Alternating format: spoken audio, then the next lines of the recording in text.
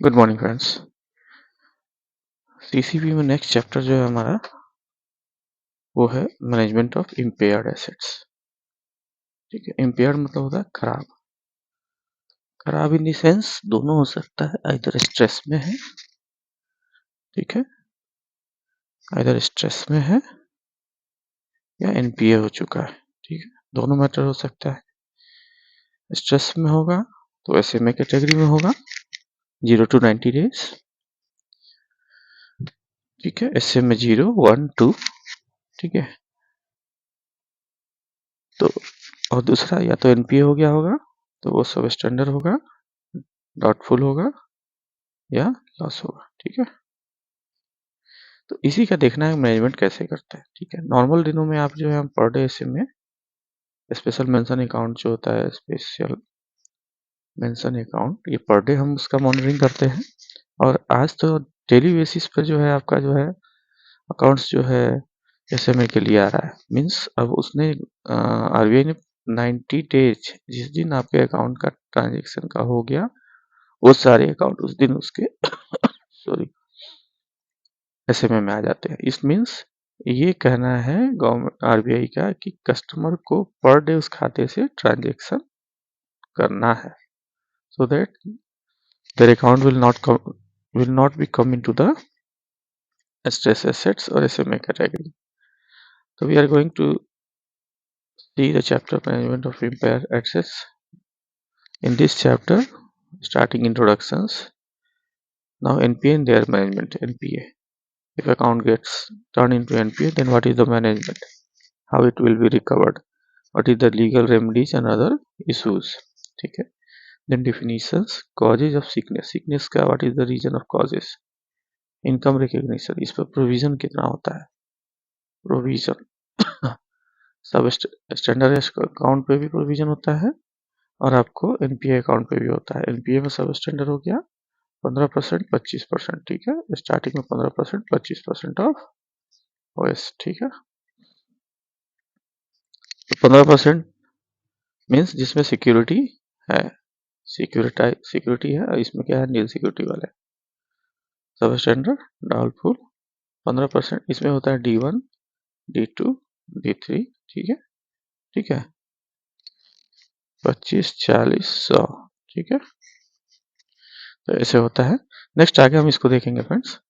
Provisioning norms for NPA क्या है, option available for bank for stress assets, viability period क्या है, wilful defaulter किसे बोलते हैं, लीगल एक्शंस, लोक अदालत, DRTs, DRT greater than 20 lakhs के अगर आपके लोन आउटस्टैंडिंग कर रहे हैं तो आप इसको डीआरटी में ले जा सकते हैं। SARFAESI, SARFAESI under section 13(2) and 13(4) are the most common and popular terms. Resolution of stress assets, revise. Next है revival of rehabilitation of micro and small enterprises, MSME, insolvency and bankruptcy code, IBC. ठीक है, start करते हैं friends. देखिए इसमें क्या है, NPA and it's management. तो हम लोग एनपीए देखेंगे, एसएमए भी था, एनपीए भी देखेंगे। सेक्शन 1 में NPA policy for management, section 2 में क्या क्या रहेगा, डेफिनेशन ऑफ सिक यूनिट क्या है, income recognition, provisioning, restructuring norms, resolution of stress assets. ठीक है, न्यू फ्रेमवर्क कौन सा है, framework for revival of rehabilitation of micro and small enterprises, insolvency and bankruptcy code 2016, civil litigation. ठीक, तो ये स्टार्ट करते हैं। देखिए कभी भी क्या है, यूनिट के 2 सेक्शंस हैं। The first unit explain what is the NPA and why NPA management is important to the bank.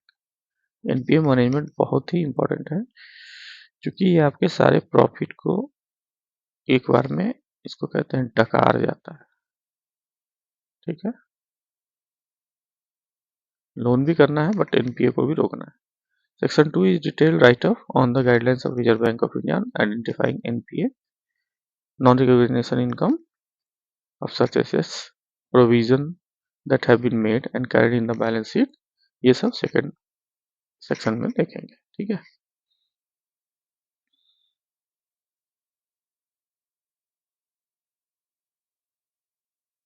NPA. NPA क्या है? देखिए, बैंक का प्राइमरी पर्पस क्या है? मेन पर्पस तो वही है, bank accept deposit and borrow money from the market.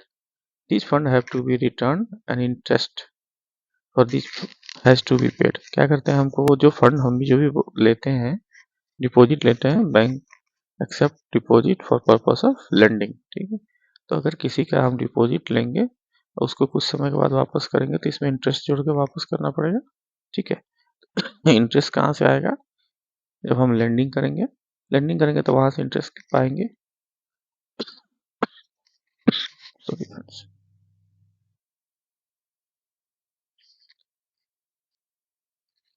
Interest पाएंगे। ठीक है, तो इंटरेस्ट से हम अपना जो एक्सपेंसेस निकालने के बाद जो हमारा नेट बच गया एक्सपेंसेस में इंक्लूडिंग ये पेमेंट करने के बाद, तब हमारा नेट प्रॉफिट होता है। ठीक है, तो bank earn interest and income on its loan advance. Bank follow accrued basis accounting. Accrued basis पे अकाउंटिंग करते हैं। Thus if a bank is not aware whether it is not collecting the interest on the basis of loan and whether not the creditors are paying the repaying money borrowed, it might one day find it is illiquid and bankrupt. ठीक है, तो it is therefore important for the bank to closely monitor loans and investment and take steps to recover as and when they falter or default. ठीक है, तो हम लोग क्या करते हैं, स्टार्टिंग से ही शुरू हो जाते हैं ऐसे में। जब से हमने लोन देना शुरू किया, लोन जिस दिन से डिसवर्स हुआ, बेसिकली डिसवर्स क्या हुआ, जिस दिन से लोन हम लोग प्रोसेसिंग शुरू करते हैं उसी दिन से उसकी मॉनिटरिंग स्टार्ट हो जाती है। ठीक है, क्यों कि जो लोन हमने दिया वो हमेशा स्टैंडर्ड कैटेगरी में रहे। ठीक, ताकि हमको इससे इंटरेस्ट मिलता रहे और इससे हमारा काम चलता रहे। ठीक है, तो all the loans accounts of the bank must be performing assets if the bank has to be viable. अगर बैंक को वायबल रहना है तो उसको क्या है, सारे लोन अकाउंट्स को परफॉर्मिंग एसेट्स में रहना पड़ेगा। Further, in order that the financial statement are true and here the bank should account for income and loans advances which have gone bad.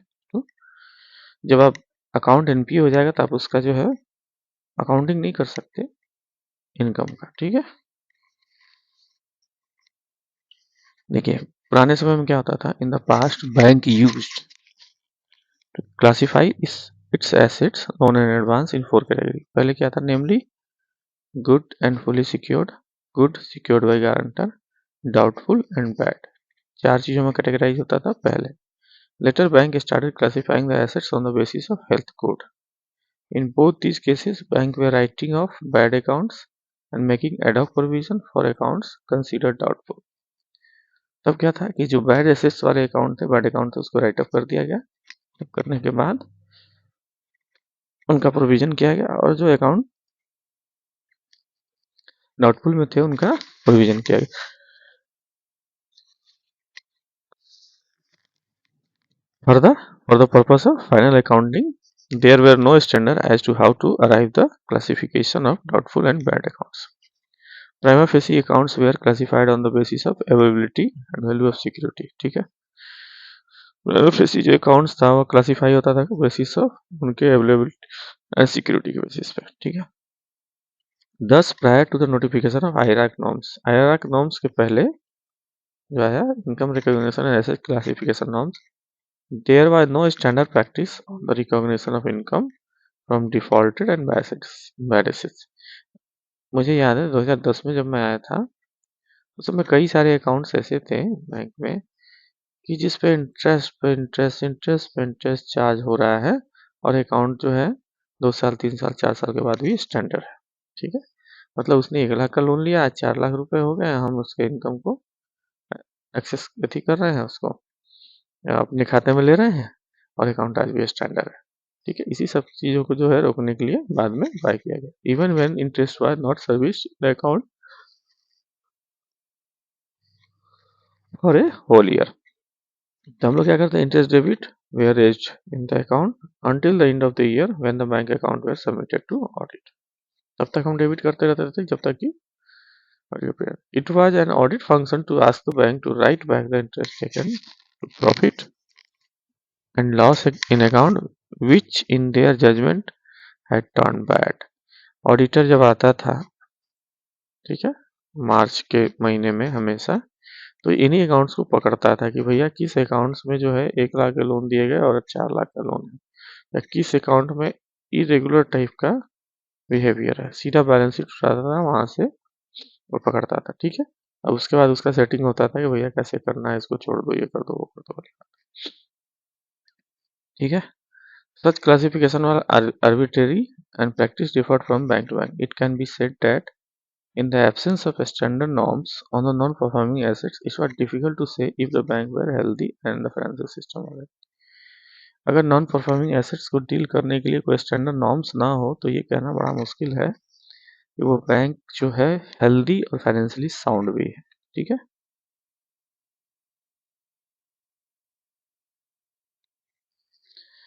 तो IRF norms जो है have been introduced as a step towards standardizing bank accounting. Bank accounting को standardise करने के लिए IRAC norms लाया गया। These norms stipulate the procedure to follow for income recognition and classification of assets.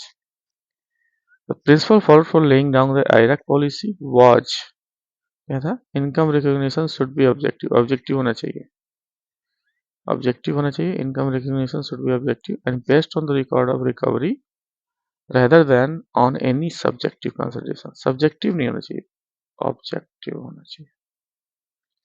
Likewise, the classification of assets of the bank has to be done on the basis of objective criteria, which would ensure a uniform and consistent application of norms. ठीक है. Classification of assets of banks जो था has been done on the basis of objective criteria, which would ensure a uniform and consistent application of the norms. ठीक है. Also the provisioning should be made on the basis of classification of assets. Classification of assets हम लोग करते हैं, उसके basis पर provisioning भी करते हैं. On the period for which the assets has remained non-performing and ability of security and realizable value of thereof. ठीक है. तो सारे बैंकों में अभी क्या है, currently all bank in India are subject to uniform IRAC norms. NPA position and provisioning are monitored by the bank board and the regulators. तो हमारा मेन इंपॉर्टेंट जो है आज के डेट में क्रेडिट मॉनिटरिंग का पार्ट है. The loan portfolio of bank is subject to many risks. Bank take great care to book loan assets of the good quality so that these do not turn into the problem credits. Bank हमेशा हम लोग उसका ध्यान रखते हैं ताकि वो account NPA ना हो. Over the last 2 decades, credit appraisal process have been refined to such an extent that every aspect of the borrowing unit is studied to find if there are any inherent weakness of the proposal. तो पूरा ही उसको देखते हैं. Credit appraisal tells the banks what these weakness and risk and bank prescribe covenants as a part of loan sanction to mitigate such risk. हम लोग agreement करते हैं ना, उसमें कई सारे covenants डाल देते हैं. तो इसी में कहता है one of the important aspect of the credit management is credit monitoring. Credit monitoring important part है, ठीक है.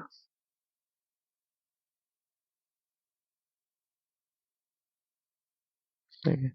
कहता है for a sustainable good relationship there are some fundamental requirement. ठीक है. क्या क्या है? Credit is used for the intended purpose. The payment of interest and installment principal is as for agreed terms.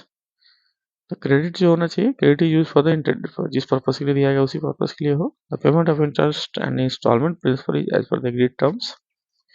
Borrower gives all such information about security, place, hypothecation, and conduct of business from time to time as per the requirement. For neither the bank nor the borrower take steps which will jeopardize the mutual interest and the banking relationship. So among the above item number is the most important. दूसरा वाला जो है वो most important क्या? The payment of interest and installment of principal as the agreed terms आना चाहिए. अगर समय से नहीं आ रहा है तो account will be get into, it's converted into NPA category. If this is not complied, then the account becomes overdue and eventually a non-performing assets of the loan. अगर समय से इंटरेस्ट या समय से EMI या समय से प्रिंसिपल नहीं आ रहा है तो इस means account will be classified as a NPA category.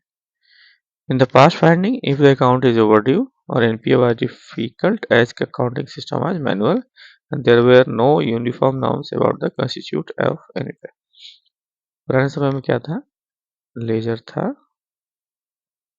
उसमें बुक्स में जो है उसको रखे जाओ, छुपाते जाओ, पेज नंबर 1 2 3 4 ऐसे करके था। ऑडिटर आया, चलो भाई देख के चलते हैं। लेकिन जैसे जैसे IT इनेबल एप्लीकेशन होते गया, enable credit officer having complete access to information on the transaction in the accounts, exceptions, check, return, etc. on the real time basis.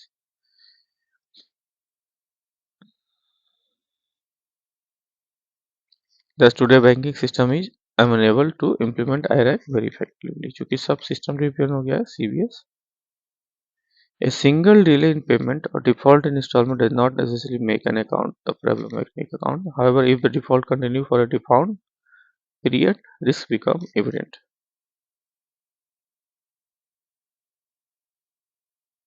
Okay, if a account remains overdue for a long time, it has to be followed for recovery. हम recovery भी करते हैं, means account turn converted into NPA. Thereafter we have start following with further recovery of accounts. देखिए, it is also necessary to classify some same into standard, substandard, doubtful and loss category. 4 type का होता है. It is also necessary for monitor a category of account called SMA, special mention account. Special mention account are those that fall between standard and substandard category. दोनों के बीच का अंतर है, standard और substandard category के बीच का जो अकाउंट होगा, जो 0 से 90 दिन के बीच का होगा स्ट्रेस में, तो उसे स्पेशल मेंशन अकाउंट कहते हैं. The account that have not yet become substandard but show signs of being so far near future, these reports help management to keep close watch over the problems of credit.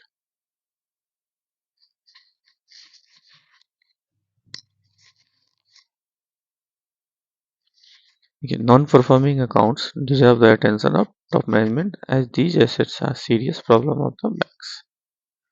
NPA are so called they do not contribute the income of the bank. NPA में तो कोई income नहीं आती. They are non-remunerative assets.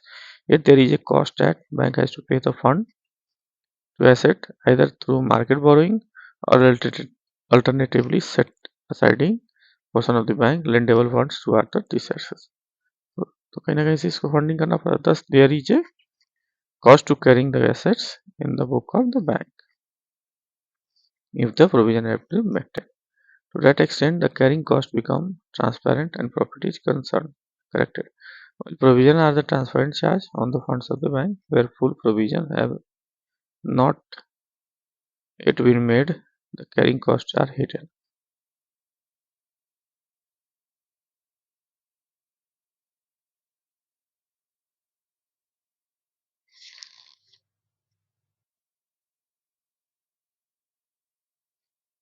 देखिए, servicing non-performing accounts call for more time for the management compared to the standard assets. क्योंकि इस पर ज़्यादा हमको समय लगता है. Standard assets में तो ठीक है.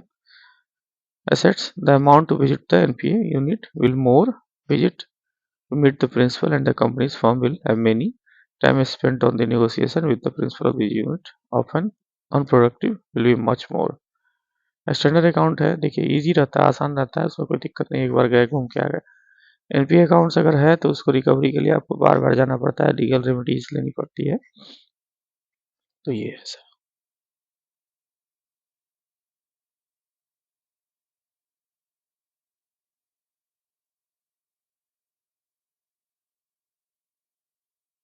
चलिए डिपार्टमेंट के बारे में बोला है, इसको देख लीजिए. NPA why and how. NPA कैसे और कब होता है. तो an occurrence of NPA is by no means a negative commentary about the bank credit policy or credit appraisal. An account of the borrowing enterprises could become NPA on account of number of internal or external reasons. किसी भी कारण से हो सकता है, internal भी external भी हो सकता है. तो ये देखिए, बिजनेस साइकिल में अगर कोई इवेंट होता है, for every business there exist time when sales high, बहुत बढ़िया था, and a time when sales is low. This is because the demand for the product is driven by the needs. Market में demand कम हो जाती है. देखते हैं आप दिवाली एंड दशहरा, होली, ठीक है, इन सब के बीच में क्या है, डिमांड बढ़ जाती है बहुत सारी चीज़ों, तो उस टाइम पीक सीजन रहता है। जैसे यहाँ दिया है, एक वूलन इंडस्ट्री जो है will find it sales of its product very low in summer, गर्मी में कोई तो लेगा नहीं वूलन का, during which time of refrigerator industry will find it sales high, उस समय रेफ्रिजरेटर हम लोग ज़्यादा लेते हैं, एसी ज़्यादा लेते हैं। वूलन इंडस्ट्री का काम कब है, जब हमारा ठंडियों का मौसम आता है ज़्यादा उस समय, फिर उस समय हम लोग क्या लेते हैं, हीटर भी लेते हैं, खूब हीटर भी खूब चलता है। Of course there are some goods which have been perennial demand say food and vegetable, ये तो साल भर चलता है, फूड एंड वेजिटेबल का डिमांड साल भर रहता है। How does the business manage a seasonal upsell? It can plan the production based on the demand forecast or can look for different geographics such that it's able to maintain even kill sales, ठीक है। तो इसी के लिए क्या है, every business houses, जितने business houses should be aware of such seasonal fluctuation and should be ready for sale. Similarly, an efficient credit officer will factor these issues in arriving at the cash flow. ये बढ़िया credit officer होता है, as such this should not make an account go bad. दूसरा है, not all business cycle variation can be managed easily. A famine or flood will impact the economy more than seasonal fluctuation. In such cases, a bank will have to reschedule the dues such that the business is able to carry. देखिए, flood will impact the economy more than the seasonal fluctuation, तो उस case में क्या है, bank क्या करती है, reschedule कर देती है डिमांड को। Further, modern business places or market is more complex. There is a interdependence on market. एक दूसरे पर डिपेंडेंसी है। Input prices like diesel and oil are very suddenly due global demand and supply situation. सब इसी से depend है। There could be occasion when the country's economy could be facing constraint due to event such as global financial crisis of 2008 में हुआ था। The global financial crisis did not directly impact the Indian banking industry much. उस समय नहीं हुआ था, but drying up the demands of US and Europe for goods and services and volatile commodity prices and rates of interest have been affected many business units. 2008 में जो global crisis हुआ था, India पर तो कोई असर नहीं पड़ा, बट यूएस एंड यूरोप में जो है गुड्स एंड सर्विसेज की डिमांड जो है बहुत ही कम हो गई।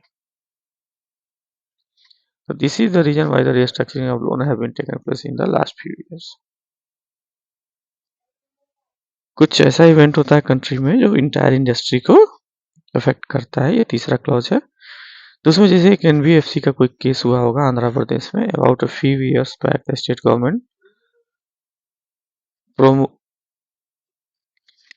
तो गवर्नमेंट जो स्टेट गवर्नमेंट ने जो है एक ऑर्डिनेंस पास किया that this company can not recover the loans. अब उसने मना कर दिया भैया लोन रिकवर नहीं कर सकती, तो MFI could not recover and their business came to halt. क्या हुआ, जब पैसे नहीं आएंगे तो फर्दर लेंडिंग नहीं होगी और उसको जो है इंटरेस्ट भी नहीं मिलेगा, बैंक लॉस में चला जाएगा। तो इसमें क्या होगा, NBFC had a huge borrowing from the bank with which they had financed the MF borrower, microfinance borrower. Bank had to offer CDR to these NBFC. तो बैंक को जो है ना कॉर्पोरेट डेट रिस्ट्रक्चरिंग करना पड़ा, ठीक है। कैश फ्लो जो होता है next projected ambiguously, cash flow जो है उस एम्बिगुअसली अगर प्रोजेक्टेड किया गया था। Another reason for the account becoming stress और get classified as a doubtful और बैड कुड बी एम्बिगुअस, ठीक है। Cash flow projection at the time of projection preparation, ambitious cash flow आप दे देते हैं प्रोजेक्शन के समय। Normally the businessman is very optimistic about their projection since they are aware that the norms for bank use such DSCR and other ratio to assess the viability of project and they project the sales and cash on higher side, ठीक है। Very soon it becomes clear that the cash flow projection were high and cash flow is found insufficient making account NPA। तो क्या होता है, जो cash flow projection था बहुत ज़्यादा था और कैश फ्लो जो था उस हिसाब से इनसफिशिएंट रहा, तो क्या होता है, अकाउंट फिर टर्न इनटू अकाउंट NPA हो जाता है। In view of this, banks should be careful about the basis of arriving cash flow. It would appropriate if the bank study cash flow of the similar existing units, take market practice in respect of credit period in case of sales and purchase, and do sensitivity before accepting. भैया simple सा बात है, हम एक industry को जब हम process कर रहे हैं कोई भी लोन, तो हम लोग क्या करते हैं, सिमिलर इंडस्ट्री या सिमिलर अकाउंट कोई ऐसा है क्या जिसके बेसिस पर ये चल रहा है, तो हम लोग उसको फिर से उसको पूरा असेसमेंट करते हैं कि क्या वो कैसा चल रहा है, क्यों चल रहा है, उसमें क्या क्या परेशानियां, ये सब चीज़ें हम लोग देखते हैं। तो ये कहता है in arriving the cash flow credit officer has to satisfy himself. Credit officer को जो है सेटिस्फाई होना खुद से होना पड़ेगा। If the cash flow represent the business sector, if the sector has average debtors of 60 days and the cash flow is prepared on the basis of 45 days, it is highly unlikely that the cash flow will actually happen the way it's projected. Diversion of funds. There is a series of C in that bank trust for assessing the borrowers. पहला क्या होता है, 5 C's होता है, normally लोग कहते हैं character, capacity, capital are the some of them. If the borrower were in to respect the terms, credits such as repayment, margin, etc., and comply with the same, then it can be said that she adheres the financial decisions, discipline, and C are okay. ये तीनों चीज है, character, capacity and capital. तो अगर ये borrower follow कर रहा है तो ये सब कुछ ओके है, but in practice it is seen that attitude of borrower before the credit is sanction and after the sanction is fastly different. कहते हैं ना कि लोन लेने से पहले बोरोअर से आप जो चाहे करा लो, ठीक है, जैसे आपने लोन कर दिया उसके बाद वो आपसे भेंट नहीं करेगा या मुलाकात नहीं करेगा, ठीक है. तो यही सिचुएशन है, इसलिए हम भी अपने स्टाफ को बार बार कहते हैं भैया जितना मांगना है मांग लो, क्योंकि आज के बाद ये मिलेगा नहीं, ठीक है. मोस्ट ऑफ द केसेज ये है, मैं सबके बारे में नहीं कह रहा हूँ, बट 95% केसेज में वही होता है. फॉर एग्जाम्पल, ए बोरोअर में not route all the business transaction through the cash credit account. He may open current account with other banks for avoiding recovery. ठीक है, क्या करते हैं, सीसी हमारे से इसलिए करंट अकाउंट दूसरे बैंक से खोल लिया, यहाँ हमारा अकाउंट एसएमए में चल रहा है, स्ट्रेस में चल रहा है, और ये भाई साहब यहाँ पे मजे ले रहे हैं, ठीक है. He may use the business fund for personal use. These are known example of diversion of funds. A strict monitoring of the accounts, comparing the transaction into accounts with the business result and projection at the time of proposal will immediately show diversion, if any. Diversion will impact the health of account. Diversion से क्या होता है, account का health खराब हो जाता है.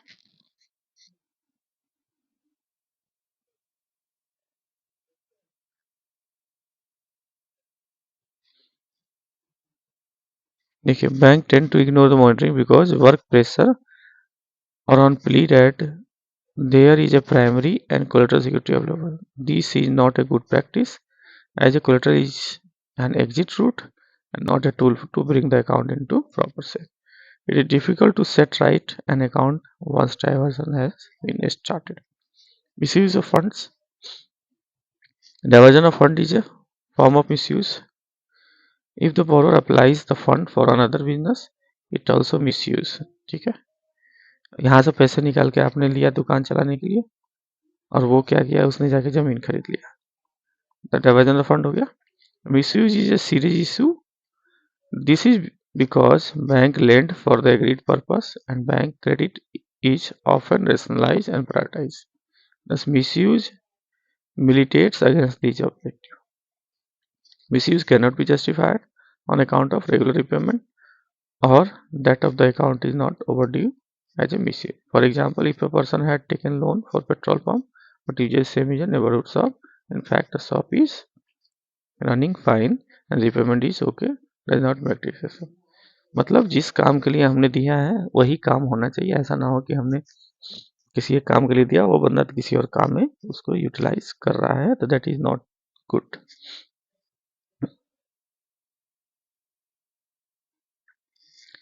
Over dependency of loan है. Often it is found that the business is over leverage.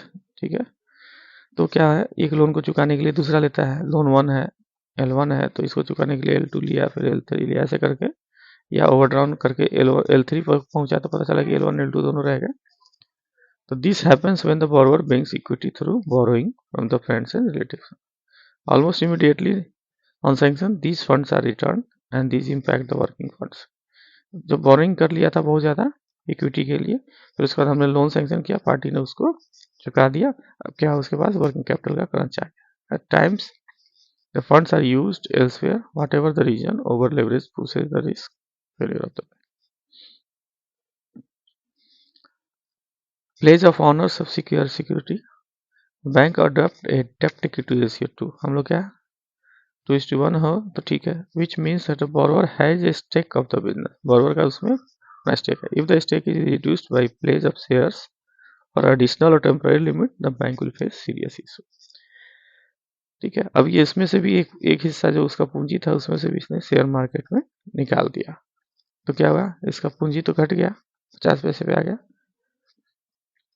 तो क्या है, बैंक को प्रॉब्लम होती है, या बैंक अकाउंट स्ट्रेस में जा सकता है, serious issue. If the account goes bad and the market price of share gets reduce. अब आज जो है ना मार्केट में रेस किया, 50 रुपये पे आया, कल के डेट में 3 रुपये पे आ गया, तो दोनों तरफ से लॉस खा गया बैंक।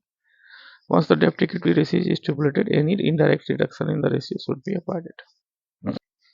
Expansion, तो कोई भी एक्सपेंस बिजनेस जो है उसको ग्रो करने के लिए growth needs fund, this fact has to be record at the time of appraisal and renewal of limit. If the appraisal does not factor growth and provide for additional finance wherever needed, account may fail. ठीक है, alternatively customer will move over a new bank. क्या करता है, हम नहीं देते हैं, दूसरी जगह चला जाता है।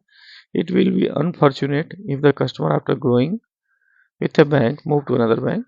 At the same time, if all the units will grow and no business can be taken up, the bank will find that it is not able to grow in terms of the customer. ठीक है,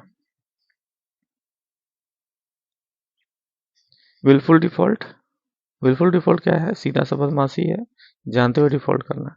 N account is in wilful default if the business is doing well, चल रहा है बहुत बढ़िया, but the repayment in the account is not happen. ठीक है, तो monitoring of account carefully will bring such account to notice immediately, bank must take quick action such cases, at no point the bank should offer CDR and other facility to such account. ठीक है, miss selling, miss selling भी एक important है। One of the reason for NPA could be mis selling, गलत बेच रहा है। In case of retail loans, one of the challenges is to avoiding mis-selling, offering products like balloon repayment, adjustable rate mortgage, zero GTC, which may harm the borrower, and incentivizing sales of retail assets could lead to defaults. It has been seen that in case of selling derivative, there exists the danger that customer may disown knowledge of the product and claim mis-selling करा, बस इतना समझिए। इनएडिक्वेट credit, अब एक हमेशा आता है कि भैया आपने मुझे शॉर्ट फंडिंग कर दी, इनएडिक्वेट क्रेडिट, इनएडिक्वेट क्रेडिट जैसे मतलब शॉर्ट फंडिंग जिसे बोलते हैं, उसको रिक्वायरमेंट है फैक्ट्री चलाने के लिए 5 करोड़ रुपए की, हमने बोला नहीं भैया 3 करोड़ ले लो, तुम्हारे 3 करोड़ ही बनते हैं। ठीक है, तो क्या हुआ, उसको शुरू दिन से ही 2 करोड़ का कैपिटल का शॉर्ट हो गया, तो उस केसेस में क्या होगा, इसका प्रोजेक्ट जो है स्ट्रेस में आ जाएगा, तो स्ट्रेस में आ जाएगा, फिर इम्प्लीमेंट नहीं हुआ तो चलेगा नहीं। Often bank come across situation when the project is not viable. Instead of refusing the project, a lower amount can be sanctioned. ठीक है, कर देते हैं हम लोग, चल भैया ले लो। At times of the project is recast to suit the bank's norm. The proponent agrees to the sanction, but he goes ahead with his original plan for which there is a fund shortfall. This result in failure of assets NPA. Bank should avoid inadequate credit, bank को क्या है, इनएडिक्वेट credit को avoid करना चाहिए।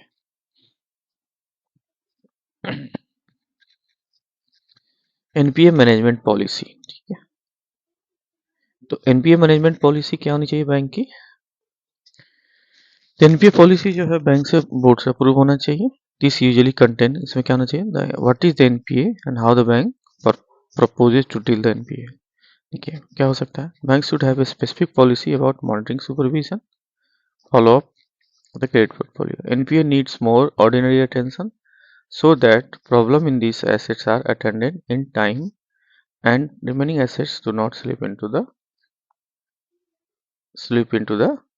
NPA. ठीक है, हम लोग स्टार्टिंग से शुरू करते हैं। स्पेशल मेंशन अकाउंट जीरो से, एसएमए जीरो से शुरू हो जाते हैं कि भैया इसके बाद एसएमए जीरो को खत्म कर देंगे तो 1 में नहीं जाएगा, 2 में नहीं जाएगा, हमारा अकाउंट स्टैंडर्ड में रहेगा। ठीक है, where the problem does develop, they get attention immediately instead of later when an audit finds that the unit has become problem credit. ठीक है, तो हम लोग पहले से इसको सॉर्ट आउट कर लेते हैं, ऐसा ना हो कि वो कोई ऑडिटर आए और उसको फाइंड आउट करे कि नहीं भैया ठीक नहीं है। This will help to manage the problem before it's worsened. Therefore, the NPA policy attempt to put in place system that will trigger a special monitoring assets or transfer of these NPA department. सबसे पहला trigger हम कहाँ से start करते हैं, special mention account से।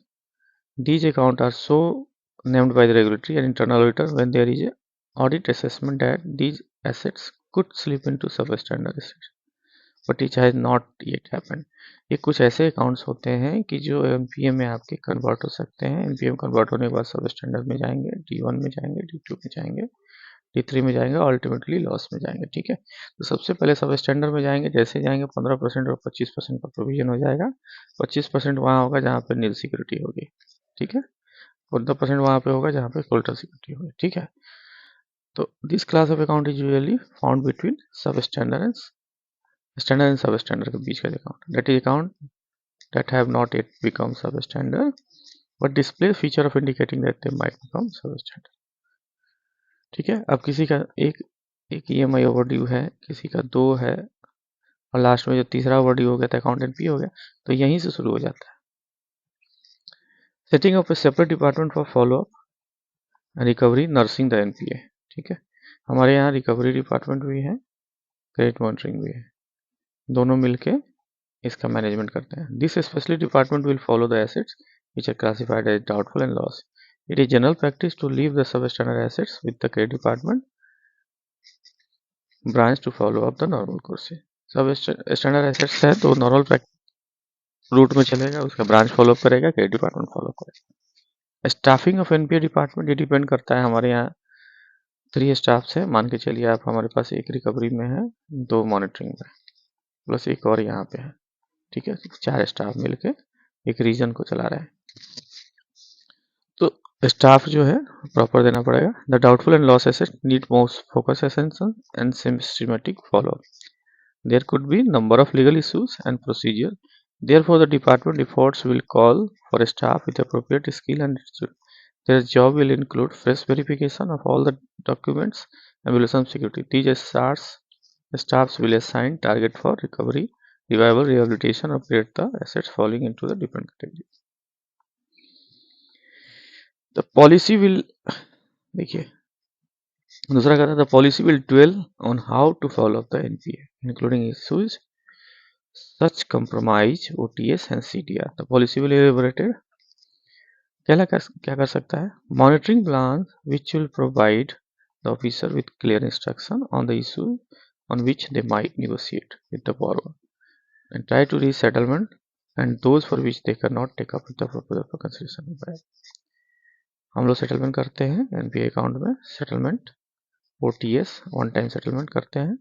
ठीक है, कंप्रोमाइज भी करते हैं।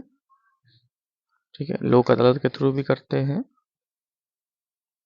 कई सारी प्लेटफॉर्म्स है जिसके थ्रू हम अकाउंट को अपने सेटल करते हैं। उसमें क्या करते हैं, मोस्ट ऑफ द केसेस में इंटरेस्ट हम बहुत हद तक छोड़ देते हैं,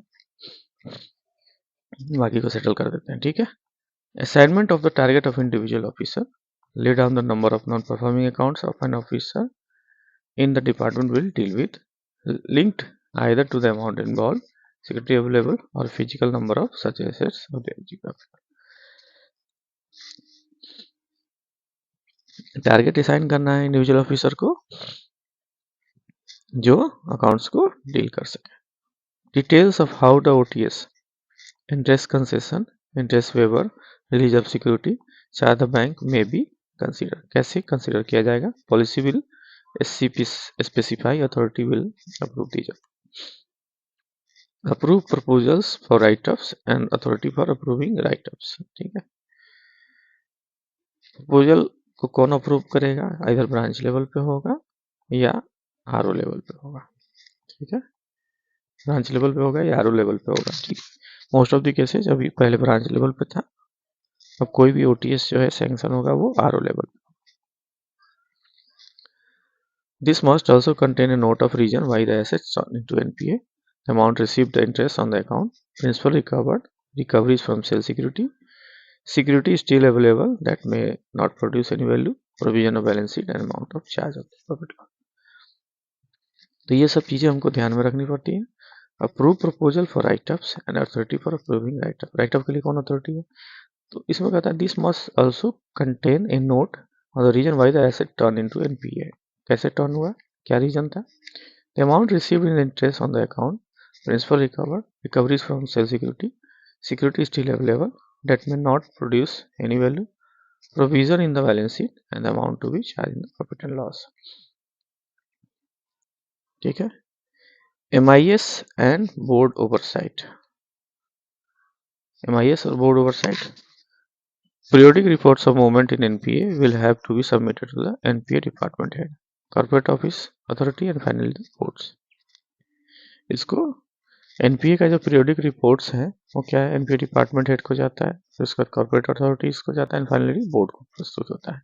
the report will indicate how many accounts and what values of assets have been upgraded and transferred back to the credit department, how much has been recovered from the cash accruals if the company is functioning even in a minimal fashion, how much recovered from the sale placed etc। ठीक है, delegation होता है, delegation of power होता है।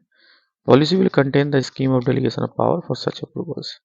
In the case of big account, the delegation will clearly indicate authority to compromise। अगर बड़ा accounts है, बड़े अकाउंट्स में बोर्ड का ही लगता है। ठीक है, कुछ उसके अकाउंट्स में बीएम लेवल पे हैं, फिर उसके बाद आरएम लेवल पे हैं, फिर जेडएम लेवल पे हैं, एचओ लेवल पे हैं, सीएमईडी लेवल पे हैं और सीएमडी लेवल पे है। ठीक है, तो उसी हिसाब से लास्ट जो है सबसे बड़ा जो होगा वो बोर्ड लेवल पे है। The purpose for board approved policy is to bring transparency in NPA dealing, as also give a message within the bank that the NPA should not happen. If it occurs, it should be attended promptly। मतलब अगर कुछ होता है तो उसको promptly ये किया जाता है, अटेंड किया गया है। Since board notes will talk about the compromise OTS etc, it is possible that some customer may deliberately default as it gives them interest concession. There is such some moral hazards in the making this policy very transparent. It is therefore necessary to advise the officer that the policy is internal and the customer cannot take policy for granted। NPA किसे treat करेंगे, treatment of NPA. देखिए, non performing assets किसे बोलते हैं। NPA and IRAC policy have an impact on the performance of the bank. It is necessary to understand the accounting treatment of NPA। देखिए, an asset that ceases to generate income is treated as NPA। जिस asset से आपका income नहीं आ रहा है उसे हम NPA treat करते हैं।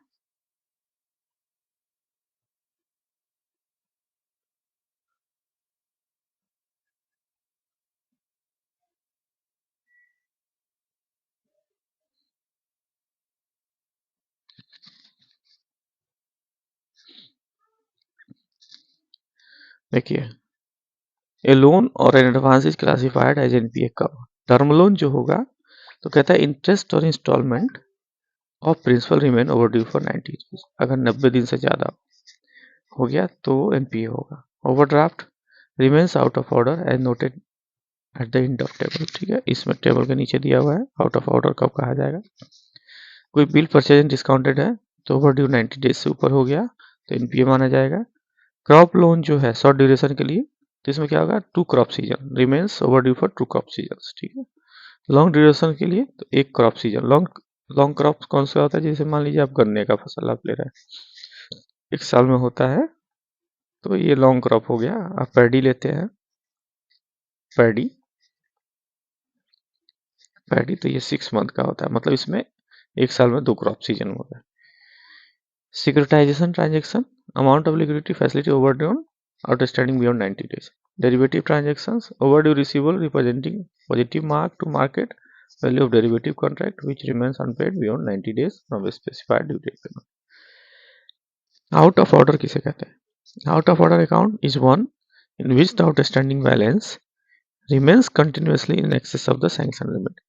सैंक्शन लिमिट 1 लाख की है, अब वो 1 लाख 2,000 चल रहा है, 1 लाख 3,000 चल रहा है, 1 लाख 5,000 चल रहा है, इंटरेस्ट चार्ज होते जा रहा है 90 दिन तक, तो वो आउट ऑफ ऑर्डर है। Less than the sanction limit drawing power, but there are no credit continuously for 90 days as on date, balance sheet और credit are not enough to cover interest debited during same period. Overdue किसे बोलते हैं? Overdue is unpaid amount due to bank under any credit facility due date. Sick unit,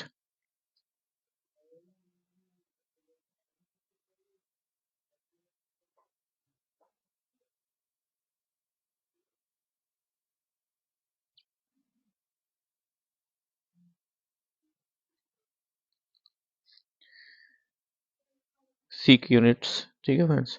seek unit तक रहने देते हैं, यहाँ से नेक्स्ट वीडियो में शुरू करेंगे। नेक्स्ट वीडियो 45 मिनट्स की वीडियो हो गई है फ्रेंड्स। आप इसको सिर्फ सुनेंगे तो भी आपको याद हो जाएगा। मैं ये नहीं कह रहा हूँ कि आपको मेरा वीडियो बहुत अच्छा लग रहा होगा, क्योंकि मैं लाइन बाय लाइन पढ़ा रहा हूँ। बहुत लोगों को ABF का एग्ज़ाम पास करना इतना आसान नहीं है, इसलिए मैं इस बुक्स को लाइन बाय लाइन इसलिए पढ़ रहा हूँ कि ताकि आपको एक-एक चीज़ आपके ध्यान में चला जाए। अदरवाइज़ मैं भी इसमें से शॉर्ट करके मैं आपको दे देता, आप उसको पढ़ लेते। मेरे पास शॉर्ट नोट्स भी हैं, बट मैं इसलिए पढ़ रहा हूँ ताकि आप मेरी बातों को सुनें। सुनने से भी बहुत सारी चीज़ें याद हो जाती हैं, ठीक है?